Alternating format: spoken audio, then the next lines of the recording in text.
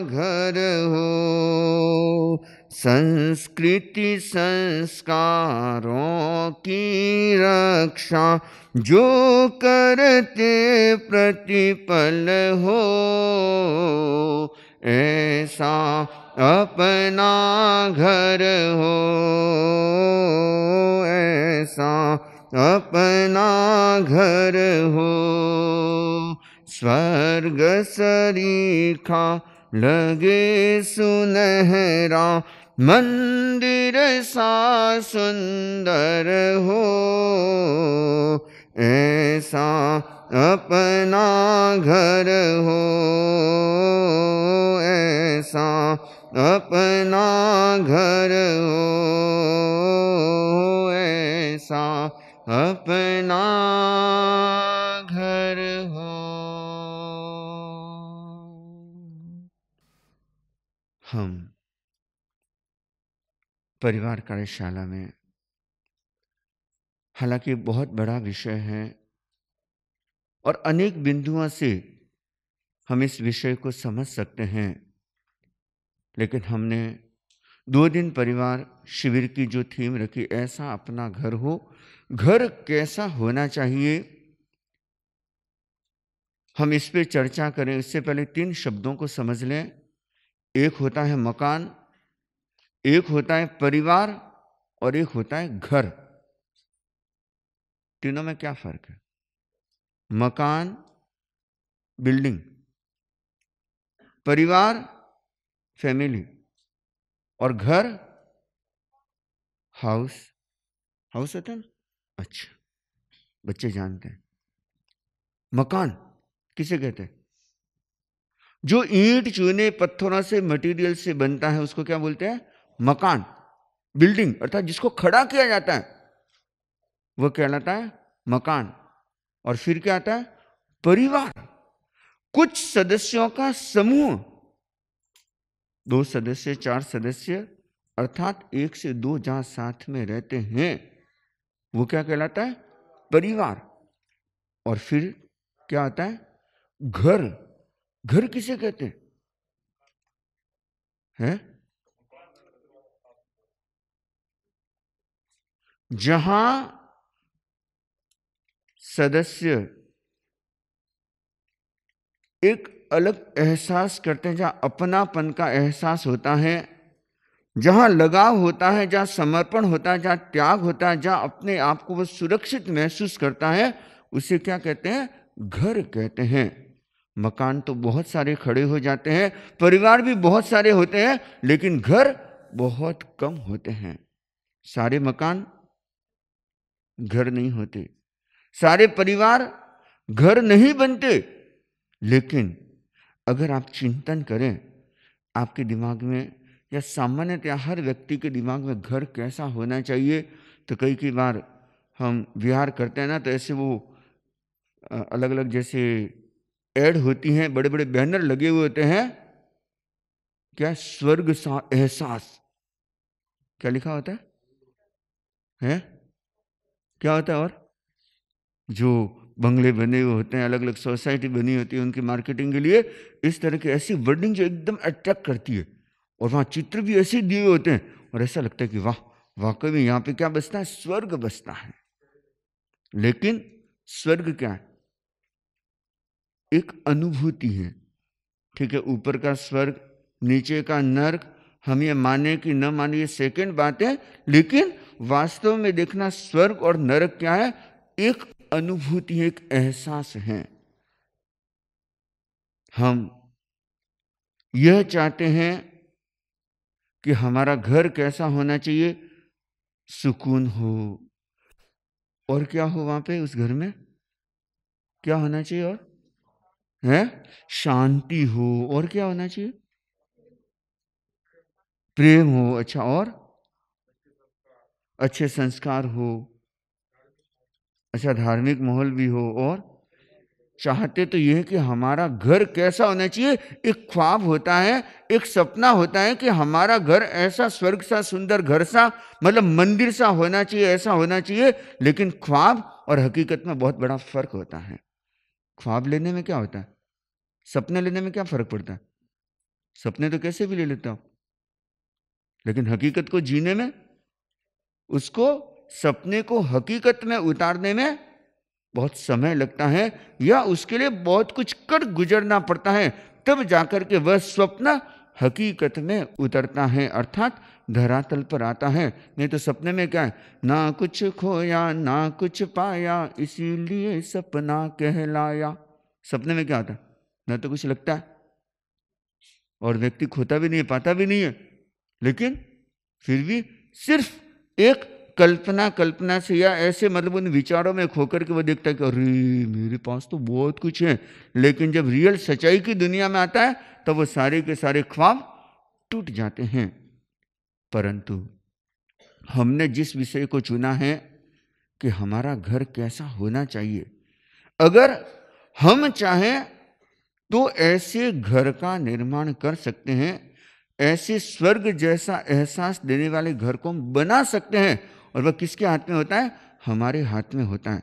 सिर्फ सपने नहीं, हम चाहें तो उस घर को वैसा बना भी सकते हैं, परंतु इसके लिए हमें कुछ करना होता है और ऐसी चीजों से बचना होता है जो हमारे घर को, जो हमारे स्वर्ग जैसे घर बनाने ख्वाब को तोड़ने वाले तत्व होता है, उनसे तो हमें बचने की कोशिश करनी चाहिए। और जिसके द्वारा स्वर्ग जैसा घर या मंदिर जैसा घर बन सकता है, उन चीजों को अपने जीवन में उतारने की कोशिश करनी चाहिए। तो मैं कुछ बिंदु आपके सामने रखूंगा, कुछ छोटी छोटी बातें, और अगर उन छोटी छोटी बातों को समझ करके जीवन में उतारने का प्रयत्न करें या अपने लाइफ में उसको प्रैक्टिकल करने की कोशिश करें, तो निश्चित मान के चलें कि हमारा घर स्वर्ग सा हो सकता है, जिसमें सुकून, जिसमें शांति।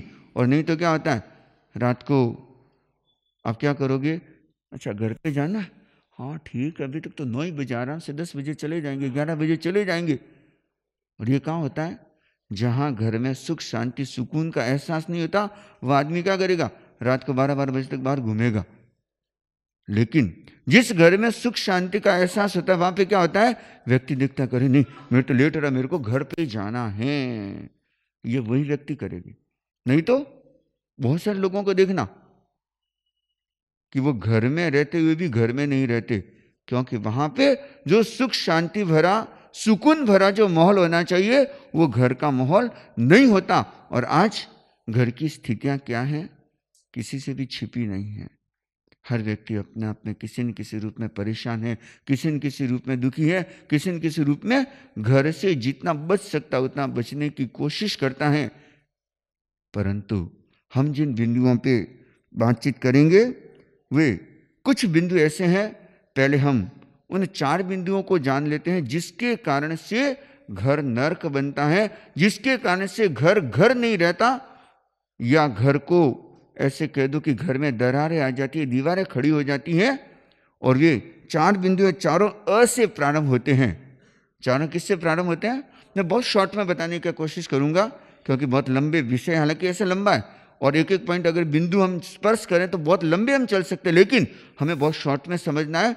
सबसे पहला जो घर को नर्क बना देता है, घर को तोड़ने का काम करता, वो है अहंकार। सबसे पहला कौन सा है, अहंकार। और चारों अ से प्रारंभ होंगे, ध्यान रखना, अहंकार। और ये अहंकार क्या करता है कि सदा घर को नर्क बना देता है, क्योंकि व्यक्ति क्या सोचता है, आई एम बॉस, मैं जो कहता हूं वही सही है। और जब यह भाव आ जाता है ना, तो घर का निर्माण नहीं हो सकता, तो घर कभी स्वर्ग नहीं बन सकता। क्योंकि अहम क्या करता है, सदा तोड़ता है। मैं क्यों सुनूं, मैं किसकी सुनूं, मेरे को कहने वाला कौन।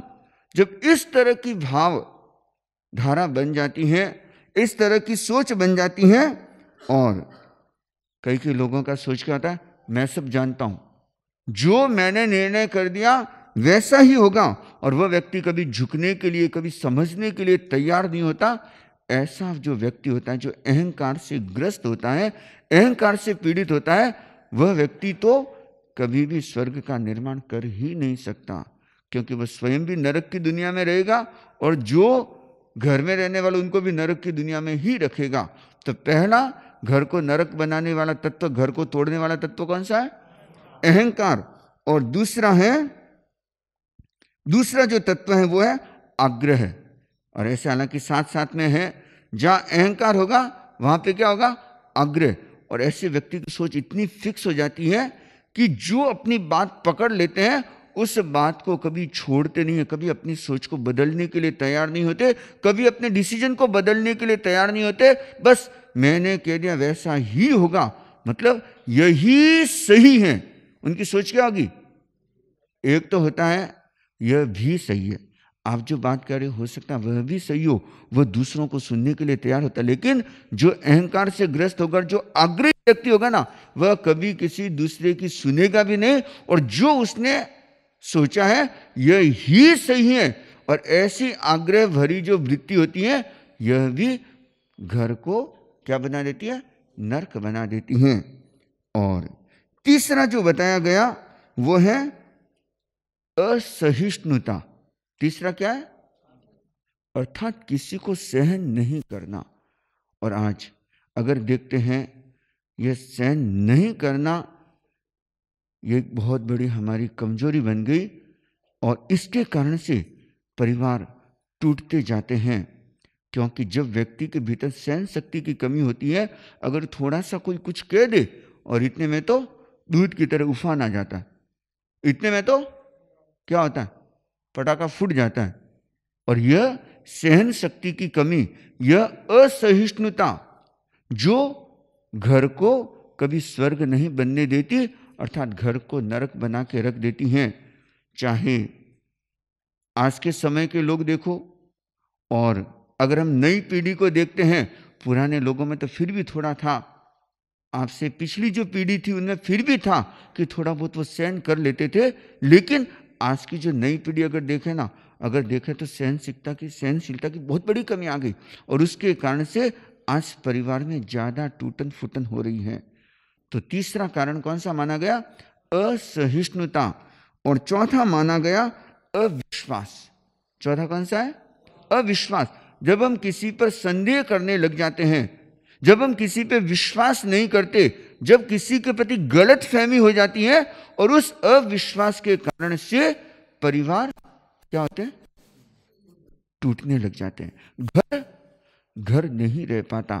तो ये चार ऐसे आकार हैं जो तोड़ने का काम करते हैं, परंतु हमें इन पे फोकस नहीं करना है। ये तो मैंने आपको इसलिए कि ये जो ऐसे चार तत्व हैं, जो इनसे हमको बचने की कोशिश करना है, इससे हमको सावधान रहना है, और हमें किसको फॉलो करना है? तो इसके लिए हम 7 सकार, 7 सकार हैं, उनको अगर जीवन में उतार लेते हैं तो घर स्वर्ग सा बन सकता है, घर सुंदर सा हो सकता है, घर श्रेष्ठ बन सकता है, और घर सुकून भरा हो सकता है। और वो 7 सकार हमें थोड़े से समझने होंगे, और उन 7 सकारों को आप याद रखना। और बड़े सरल है, बड़े आसान सूत्र है ये, और वे 7 स अगर जीवन में उतर जाएंगे ना, तो समझ लेना कि आपके जीवन में, आपके घर में एक अद्भुत परिवर्तन आएगा। और उन 7 स में सबसे पहला जो स है वो है समझ। सबसे पहला कौन सा है? समझ। अर्थात एक दूसरे को समझने की कोशिश करना। छोटा बच्चा है उसको भी समझने की कोशिश करें, और बड़ा है उसको भी समझने की कोशिश करें, और साथ में समझने का भी प्रयत्न करो और समझाने का भी प्रयत्न करो। लेकिन हम लोग क्या करते हैं? थोपने की कोशिश करते हैं, और वो जमाना गया। अब थोपना लंबा नहीं चल सकता। आप क्या करोगे? अगर बच्चा भी है उसको धीरे धीरे ये कोशिश करो, उसको आप समझा करके उसके भीतर घुस जाओ, और समझने की कला अगर आपके पास में आ गई तो समझ लेना कि आपका घर का वातावरण बदल सकता है। लेकिन यह भी एक समस्या है कि हम न तो समझने के लिए तैयार होते हैं और न ही समझाने के लिए तैयार होते हैं। हम तो क्या करते हैं? सीधा बस ये करना है या ऐसा नहीं करना है। और समझने के लिए भी क्या, उस स्थिति तक जाने की कोशिश करो।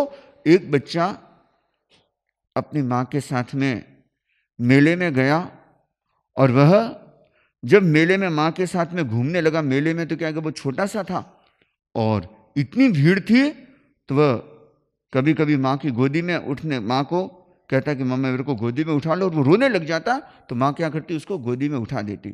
वो थक जाती तो फिर वापस उसे नीचे उतारती, और ऐसे काफी समय तक चलता रहा। और वह बच्चा थोड़ी देर तो चलता, लेकिन फिर वो रोने लगता कि मेरे को घर चलो, मेरे को गोदी में उठाओ।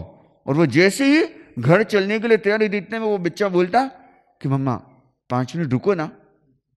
फिर वो कोई दृश्य देखता, कोई चीज देखता, कुछ नाटक देखता, ऐसे देखता। फिर जैसे ही मम्मा उतारती, वापस क्या करता, थोड़ा सा चलता, फिर इतने में मम्मा घर चलो ना। जैसे गोदी में उठाती, मम्मा 5 मिनट रुको ना। ये तो नाटक हो गया उसके लिए। वो माँ उसकी परेशान हो गई। और हुआ क्या कि उसका जो जूता पहना हुआ था, शूज पहना हुआ था, उसकी लेस खुल गई, रस्सी खुल गई। तो वह माँ उस रस्सी को, मतलब लेस को बांधने के लिए, गांठ लगाने के लिए जैसे नीचे झुकी, तब उसे एहसास हुआ कि मेरे को बार बार गोदी में उठाने के लिए क्यों कहता था। क्योंकि जब नीचे झुकी तब पता चला कि यहां से कुछ दिखता ही नहीं है, यहां से कुछ भी नहीं दिखता। इसलिए यह बार बार क्या कह रहा था, मेरे को गोदी में ले लो। इसलिए बोलता था घर चलो। जब घर चलने का होता तब मैं गोदी में उठाती, और तब जाकर के देखता, तब क्या बोलता कि रुको। अब ये कब एहसास हुआ, जब स्वयं ने देखा, जब स्वयं नीचे झुकी, तब पता चला कि इस बच्चे की स्थिति क्या है। कई बार हम स्थिति नहीं देख पाते और हम सीधा कमेंट्स करने लग जाते हैं, हम सीधा रोकते हैं, हम सीधा टोकते हैं, हम सीधा मना कर देते हैं, और इसके कारण से क्या होता है, एक कंट्रोवर्सी होने लग जाती है, आपस में उलझन बढ़ने लग जाती है। ट्रेन में एक 25 साल का युवक, कितने साल का, 25 साल का युवक ट्रेन में सफर कर रहा था, साथ में उसका पिता भी था। और वह युवक, उसकी अजीब हरकतें देख करके लोग उसको देखने लगे कि ये क्या आदमी। वह 25 साल का युवक, वो अपने पिता से, और वो ट्रेन में, ट्रेन चल रही थी और वो अलग अलग दृश्य देख रहा था। और उसने देखा, पापा पापा वो देखो, वो क्या है। आकाश में बादलों को देख करके वो क्या बोलते, पापा पापा वो क्या है। तो उसके पिता ने कहा कि बेटा ये बादल है। कहा कि अच्छा। फिर आगे कोई और दृश्य देखा, तो बोला पापा पापा वो देखो, वो क्या है। तो उसके पिता ने कहा कि बेटा ये तो घोड़े हैं। अच्छा। तो फिर बोला कि पापा वो देखो, वो क्या है। वो बार बार ऐसी हरकतें कर रहा था। कौन कर रहा था, वह 25 साल का युवक। अब आप उसकी जगह अगर होते, आप उस डिब्बे में होते, तो आप क्या देखते, स्क्रू ढिल्लो है, खिसका हुआ है, या मेंटल डिस्टर्ब है। आप सोचते यही होता, लगभग सोचना, लगभग लोगों की सोच यही बनती। तो किसी एक भाई ने पूछ लिया कि क्या बात है, इसका थोड़ा सा ये। तो उस पिता ने बड़े शांति से जवाब दिया कि भाई साहब दरअसल बात ये है। तो कहा कि वो, उसने फिर कह दिया कि नहीं, क्या ये कुछ समझता ही नहीं है क्या, इतना भोला है। कि नहीं नहीं, दरअसल बात क्या है कि जब ये 1.5-2 साल का था ना, इसकी आंखों की रोशनी चली गई थी, और आज ही ऑपरेशन होकर के हॉस्पिटल से छुट्टी मिली, और आज ही इन सारे दृश्यों को, ये जिंदगी में पहली बार इन दृश्यों को देख रहा है। अब सोचो, अब यह अनुभूति, यह समझ जब तक भीतर में पैदा नहीं होती, तब तक हम क्या समझेंगे, उसका अनुभव नहीं कर सकते। तो आज इसकी ज्यादा जरूरत है, बच्चों के साथ में और बड़ों के साथ में। जैसे कई बार कहते हैं ना कि आज की पीढ़ी के बीच में कम्युनिकेशन गैप हो गया। अरे कम्युनिकेशन गैप नहीं है। या कई बार क्या बोल देते हैं कि मेरा जनरेशन गैप आ गया। अब जनरेशन गैप तो सदा से ही रहा है। सासू बहू के बीच में जनरेशन गैप तो रहेगा, बाप बेटे के बीच में, बाप और बेटा को एक उम्र का होगा, जनरेशन गैप तो रहना ही है। जनरेशन गैप नहीं है, समझ का फर्क है। और अगर आप अच्छे से सामने वाले की स्थिति समझने की कोशिश करो, चाहे बड़े हो चाहे छोटे हो, बड़ों की भी स्थिति समझने की कोशिश करो। अपने से जो बड़े हैं, घर में जो बड़े बुजुर्ग हैं, उनकी जो अवस्था है, उनकी स्थिति का भी अगर एहसास करने की कोशिश करो, समझने की कोशिश करो, तो देखना कितनी कितनी चीजों का समाधान आपको मिल जाएगा। आपके पिताजी, आपकी माँ, बड़े बुजुर्ग जो हैं, उनकी क्या स्थिति होती है, क्योंकि एक अवस्था के बाद में बहुत कुछ बदलाव आता है और उस स्थिति को हम समझने के लिए तैयार नहीं होते और हम क्या करते हैं, कई बार ऐसे गलत डिसीजन ले लेते हैं, कई बार ऐसे निर्णय कर लेते हैं और हम उनके साथ में ट्यूनिंग नहीं बिठा पाते, हम उनके साथ में सामंजस्य नहीं कर पाते और उसके कारण से क्या होता है, तत्काल निर्णय क्या करता है, हमको अपने पिता के साथ, हमको अपने माँ के साथ नहीं रहना है, हमको उन्हें साथ में नहीं रखना है, हम उनको साथ में नहीं रखेंगे। क्यों? क्योंकि आपने उस समझ का प्रयोग नहीं किया, उस लेवल से आपने उनको माँ की हैसियत से, पिता की हैसियत से कभी समझने की कोशिश नहीं की, या बेटे या बेटी की हैसियत से कभी समझने की कोशिश नहीं की। और इसका परिणाम क्या आया? उसका परिणाम ये दूरी बढ़ गई और इसका परिणाम घर का वातावरण अशांत हो गया। घर जो स्वर्ग सा कह सकते हैं, लेकिन नरक बन गया। क्यों? कि समझ के अभाव के कारण। तो पहला सूत्र क्या है? समझो। और कैसे समझना? उस स्थिति तक जाकर समझने की कोशिश करना। अगर एक छोटा बच्चा कुछ भी कहता है तो उसको उस स्थिति तक, उस लेवल से समझने की कोशिश करना कि अगर आप होते तो क्या करते। जैसे बहुत बार ऐसा होता है बच्चों के साथ में, अभिभावक करते हैं, और मान लो बच्चा अगर ज्यादा टीवी देखता है, मोबाइल देखता है, तो आप क्या करते हो? महाराज ये तो दिन भर टीवी देखता है, मोबाइल यूज करता है। एक जनरल शिकायत रहती है। लेकिन आप देखना, ये शिकायत आप कर रहे हो, लेकिन पहले ये देखना आप उस लेवल तक जाकर के देखो, आप अगर इतने से होते तो क्या करते। ऐसा तो नहीं है कि आप एकदम पढ़ाई करते रहते, टीवी देखते ही नहीं, मोबाइल यूज करते ही नहीं, ऐसा कभी नहीं होता। और अगर आप उस बच्चे के लेवल से अगर बड़े हैं तो बच्चे के लेवल से समझने की कोशिश करना, और बच्चे हैं तो थोड़ा सा बड़ों को भी समझने की कोशिश करना। और ये जो एक कह सकते हैं कि समय के साथ में कुछ चीजों में, विचारों में, भावों में परिवर्तन आता है। 15 साल, 16 साल, 17 साल, 18 साल के होने के बाद में क्या होता है? वो क्या समझता है? मैं जानता हूं, मुझे समझाने की, मुझे कहने की जरूरत नहीं है। लेकिन यह भी बहुत घातक है। हमें क्या करना है? बड़ों के लेवल से भी समझने की, अगर बड़े कह रहे हैं तो क्यों कह रहे हैं, यह हमें समझने की कोशिश करनी चाहिए। और अगर आप इतना सा समझ लेते हैं ना, तो देखना घर का वातावरण सुकून भरा होगा, बहुत अलग माहौल होगा। तो पहली बात है समझ, और दूसरी बात है सेवा सहयोग भावना, कि जब जरूरत पड़ती है उस समय हम एक दूसरे के कितने काम आते हैं। भाई शायद भाई के काम नहीं आता, लेकिन दूसरी जगह जरूरत पड़ती है, वहां पे काम आ जाता है। परंतु ज्यादा जरूरत है, अगर आज भाई को जरूरत है, हालांकि मुश्किल से 2 भाई मिलते हैं आजकल, तो बहुत मुश्किल से, बहुत कम परिवार होंगे जहां 2 भाई 3 भाई हैं, और उसमें भी साथ में रहने वाले तो और कम मिलेंगे। एक दिन ऐसे हम बैठे थे तो हमने देखा कि यहाँ पे ऐसे अपने कितने परिवार हैं जिन परिवार में दोनों भाई साथ साथ में रहते हैं। तो हमने शायद गिनती की थी तो मुश्किल से कोई 10 या 11 परिवार मिले थे हमको। ऐसे कोई प्रसंग चल पड़ा कि कितने भाई, जो 2 भाई और साथ में रहते हैं, सगे भाई और साथ में रहते हैं, कितने परिवार मिलेंगे? मुश्किल से शायद को 10-12 परिवार मिले होंगे। तो आप सोचो, आज के समय में तो ये बड़ा भाग्य है अगर आप भाई भाई साथ में रहते हैं, और आपके साथ में अगर आपके माता पिता साथ में रहते हैं, तो समझ लेना कि आपका बहुत बड़ा भाग्य है। और नहीं तो आज के समय में तो विरले ही मिलेंगे, बहुत कम ऐसे मिलेंगे। तो ये क्या है? जब सेवा भावना और सहयोग की भावना होती है, तब घर घर बनता है। अन्यथा घर परिवार हो सकता है, लेकिन घर नहीं बन पाएगा। तो हमारे भीतर सेवा भावना की जब जरूरत पड़े, हम एक दूसरे की सेवा और सहयोग की भावना रखें। और तीसरा हो गया स्नेह का भाव। तीसरा स कौन सा है? स्नेह।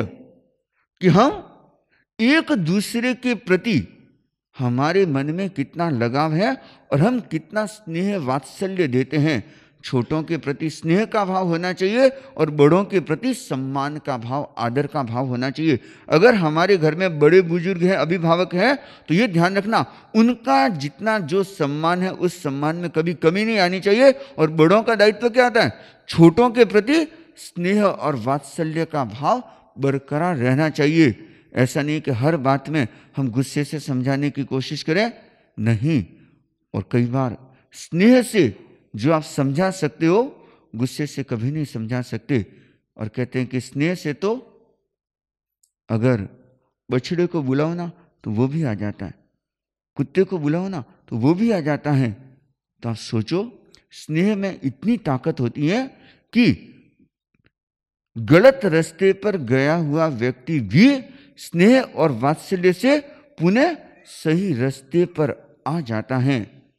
माँ ने अपने बेटे से कहा कि बेटा देख, मैं तेरे जीवन को ऐसा देखना चाहती हूं कि चाहे कैसी भी परिस्थिति आ जाए, लेकिन तू कभी नशा मत करना अपनी जिंदगी में। माँ ने बड़े लाड प्यार से, स्नेह से उसको, अपने बच्चे को यह बात समझाई।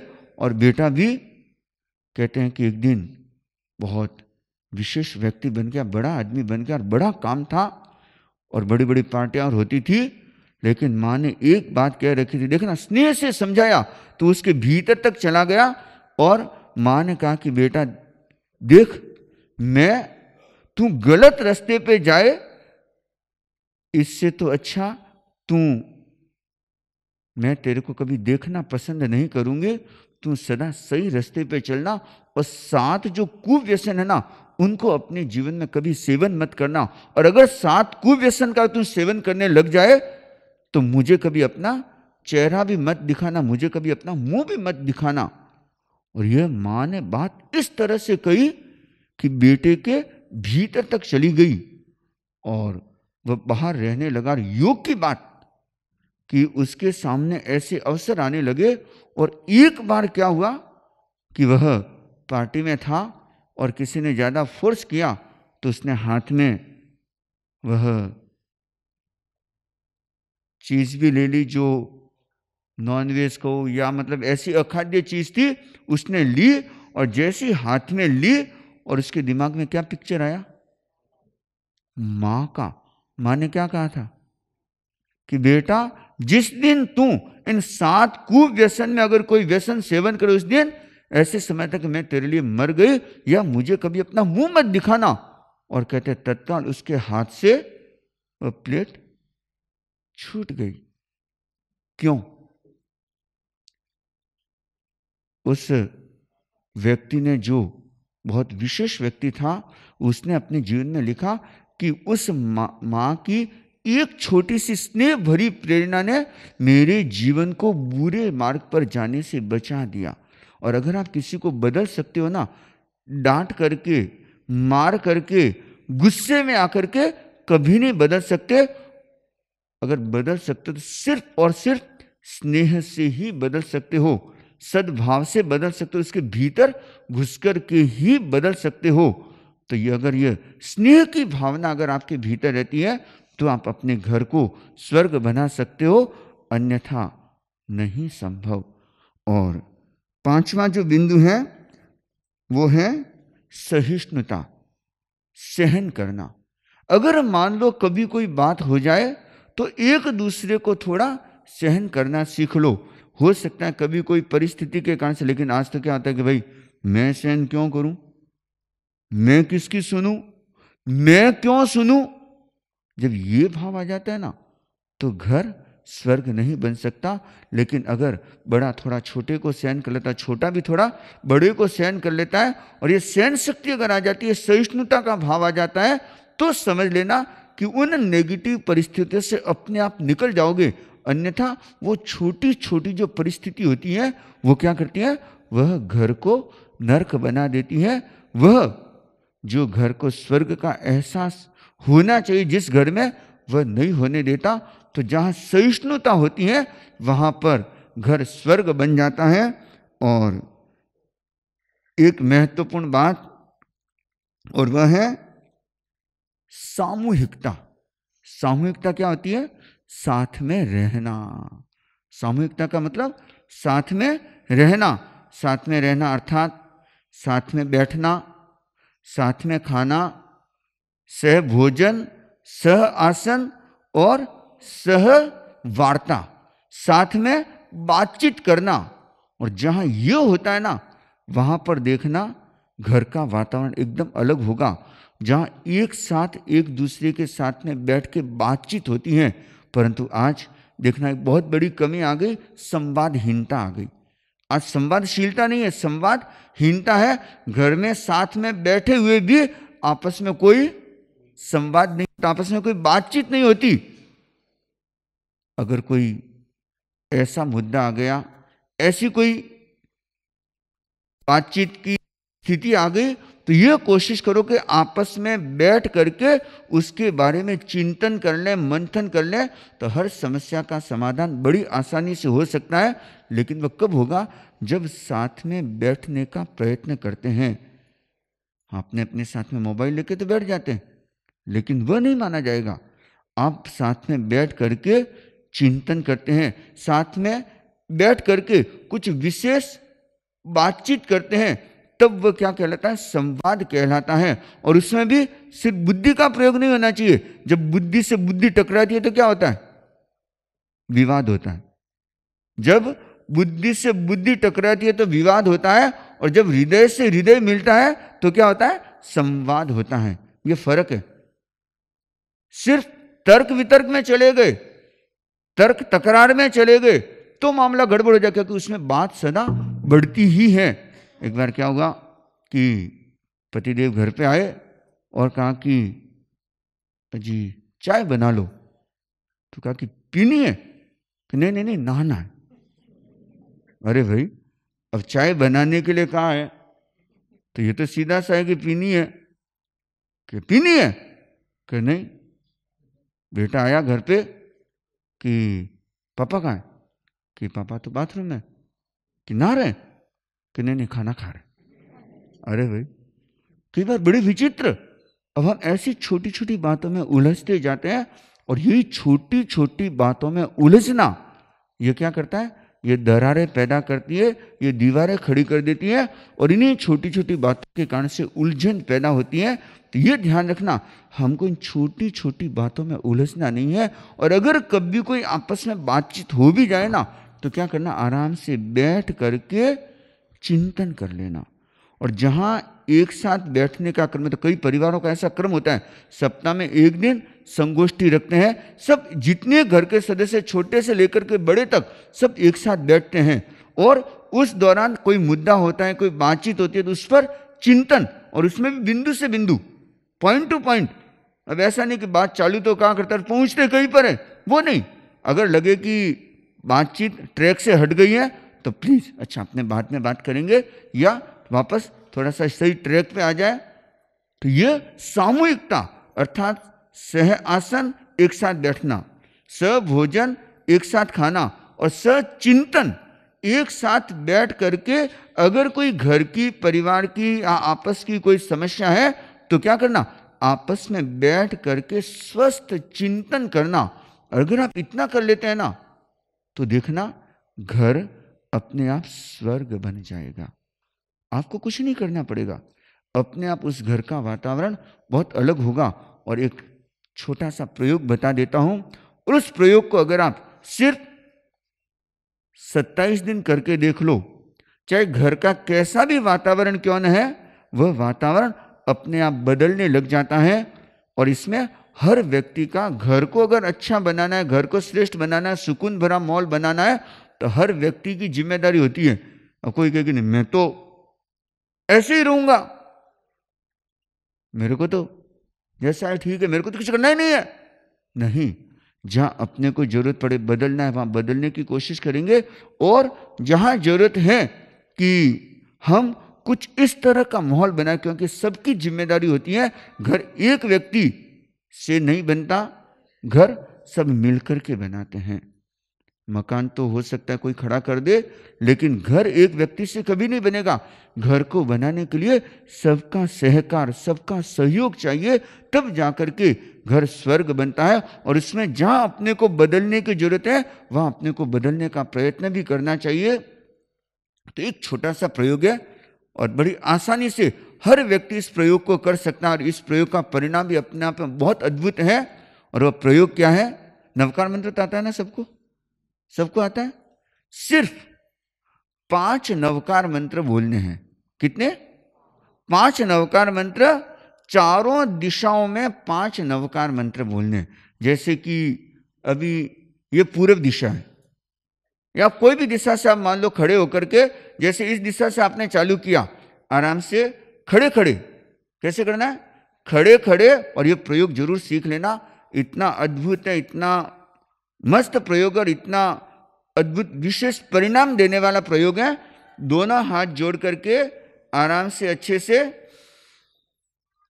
नमो अरहंताणम, नमो सिद्धाणम, नमो आयर्याणम, नमो उवज्झायाणम, नमो लोये सब्बसाहूणम।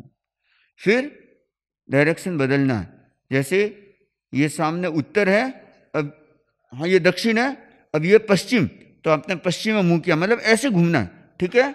अब पश्चिम में मुंह करके फिर एक नवकार मंत्र बोलना है, फिर उत्तर एक नवकार मंत्र, फिर वापस पूर्व एक नवकार मंत्र का उच्चारण। उसके बाद में पुनः जिस दिशा से आपने प्रारंभ किया था उस दिशा में मुंह करके एक नवकार मंत्र का प्रयोग करना है। और यह करने के साथ में क्या करना है? संकल्प करना है, हे पंच परमेष्ठी प्रभु। क्या बोलेंगे? हे पंच परमेष्ठी प्रभु, आपकी अलौकिक दिव्य ऊर्जा उतर रही है, पूरे घर में पवित्र ऊर्जा फैल रही है,